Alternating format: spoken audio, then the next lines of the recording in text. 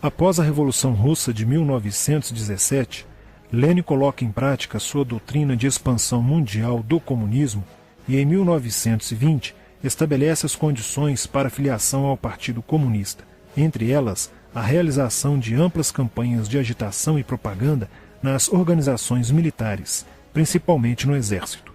Em 25 de março de 1922, nasce o Partido Comunista do Brasil, o PCB. O novo partido aceitava as ordens diretas de Moscou. Em 1927, partindo da teoria à prática, o PCB criou uma frente única operária e iniciou um trabalho de infiltração nos quartéis, influenciando Luiz Carlos Prestes, capitão do Exército, a aderir ao comunismo, fato que se deu em março de 1931. Em abril de 1935, Prestes foi incumbido pela direção da Internacional Comunista de promover um levante armado no Brasil. O movimento tinha por objetivo derrubar o presidente Getúlio Vargas e tomar o poder. Liderados pela Aliança Nacional Libertadora, militares inclinados ao comunismo iniciaram a rebelião no dia 23 de novembro de 1935, dentro dos quartéis em várias partes do país. Mas devido à falta de organização dos ataques e à ausência do apoio popular, o exército derrotou os comunistas e evitou o golpe de Estado. Em seguida, Prestes é preso e perde a patente de capitão. Com o advento da Segunda Guerra Mundial e a invasão da Rússia pelos nazistas, a política exterior soviética muda e Stalin tenta ganhar o apoio das democracias ocidentais. O PCB redireciona sua política seguindo disciplinadamente a orientação de Moscou e apoia Getúlio Vargas. Após o final da Segunda Guerra Mundial, o PCB reinicia a agitação das massas populares e tenta desestabilizar o governo Dutra através de uma política conspirativa. Durante toda a década de 50, Moscou, através de suas redes apoiadas pelos partidos comunistas no mundo inteiro, tentava desestabilizar as democracias ocidentais. Como consequência, nessa época, em muitas universidades ocidentais, predominava uma visão social esquerdista, sendo que grande parte do terceiro mundo aclamava o modelo soviético como a estrada para a justiça social. Muitos intelectuais se declaravam marxistas. Assim, a conjuntura era altamente favorável ao comunismo, o que provocou sua expansão dramática até o final da década de 50, com a vitória da Revolução Cubana. Isso fez o PCB defender com mais intensidade a luta armada como a única solução viável e progressista dos problemas brasileiros.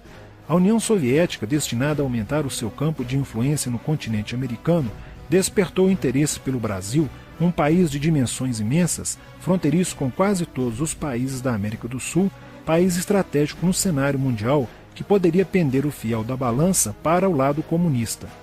Nos primeiros anos da década de 60, o Brasil passou a viver período de crescente instabilidade política, militar e institucional.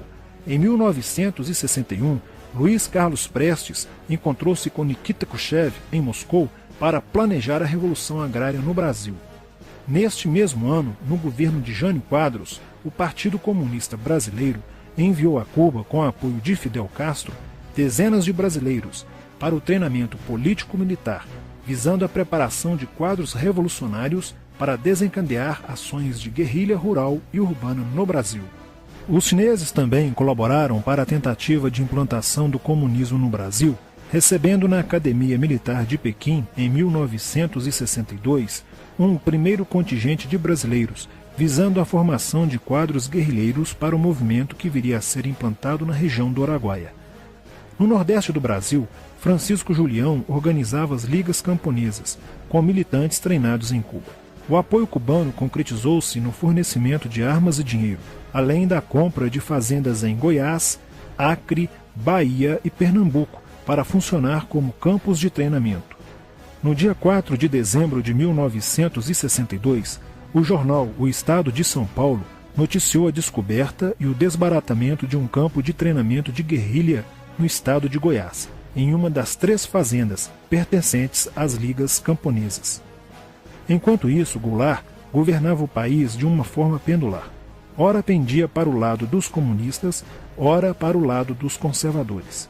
Em setembro de 1963, tudo indicava que o país caminhava para uma revolução de esquerda, principalmente com João Goulart apoiando a sindicalização de sargentos, promovendo a quebra da hierarquia e da disciplina nas Forças Armadas. Em 4 de outubro de 1963, Goulart solicita o estado de sítio ao Congresso Nacional, pelo prazo de 30 dias. A manobra foi repelida pelo Congresso e João Goulart passou a conduzir ações no sentido de implementar o projeto golpista que desaguaria em um regime totalitário de esquerda.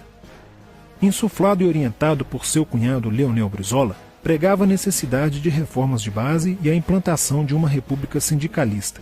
Controlando o aparelho sindical, o governo promovia o grevismo, a anarquia e o caos. O país passou a viver dias de intranquilidade, estagnação econômica e inflação descontrolada. Em meio à crescente radicalização do ambiente político, Leonel Brizola era a liderança que unificou as esquerdas na frente de mobilização popular, criando o grupo dos 11 companheiros para tomar o poder pela luta armada.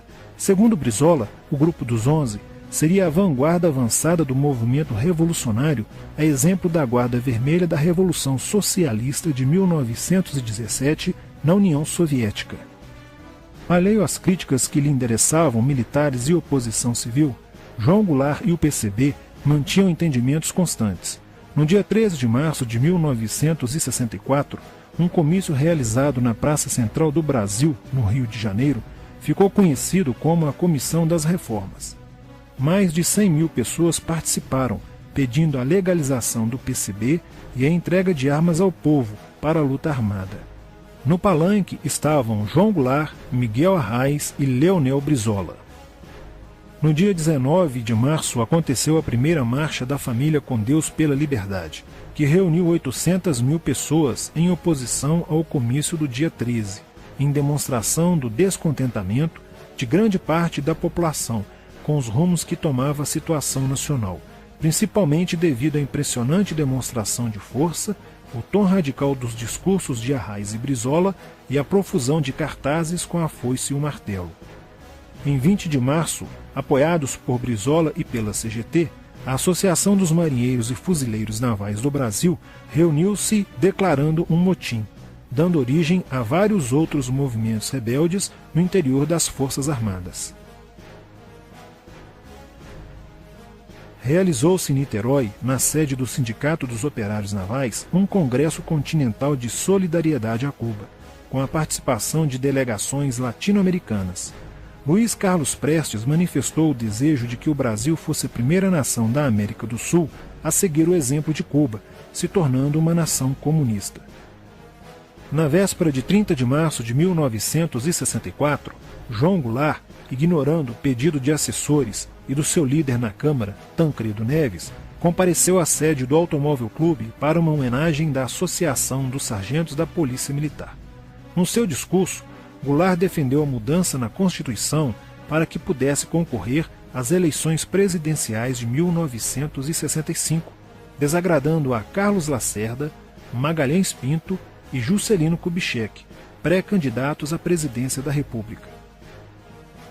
O golpe da esquerda já estava preparado para 1º de maio de 1964, caso o Congresso Nacional não aprovasse as mudanças. A imprensa brasileira, bem como importantes setores da Igreja Católica, do meio empresarial e a maior parte do Congresso Nacional, exigiam ações das Forças Armadas para conterem os comunistas no Brasil.